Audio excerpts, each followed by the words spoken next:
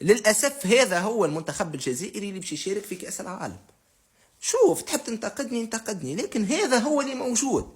توا وفات فترة التوقف الدولي، اجى نحكي وش عملنا. ربحت لغواتيمالا 7، قلت لك يعطيك الصحة، لكن قلت لك رد بالك في اتونسيون، مش هذا النيفو نتاعك. ما تنجمش تقيم النيفو نتاع المنتخب نتاعك مع غواتيمالا اللي ما عندهاش ترتيب. شنو هي ترتيبها هذيا في العالم؟ ليه ما تنجمش تقيمها؟ تقيم مع شكون؟ مع الاورجواي 17 عالميا، فهمت ولا ايه؟ تقيم معاها. اش عملت اليوم؟ ما عملت شيء، حتى شيء، ما عملت حتى فرصة على المرمى. لعبتوا خايفين. انا عليه ننتقد في المنتخب الجزائري؟ راهو بيتكوفيتش عنده سنين يرني فيها الجزائر، راهو ما جاش اليوم، راهو مش كيما محمد وهبي ولا صابر النموش نتاعنا، راهو عنده سنين. باقي مازال تجرب، باقي مش عارف شنو عندك. يا خويا هذه التشكيله اللي لعبت بها اليوم فسرها لي. عليه لعبت ديفونسيف؟ عليه ما لعبتش من الاول تشكيله هجوميه كما نعرف انا؟ لعبت خايف، عطيتها لورجواي اكبر من حجمها.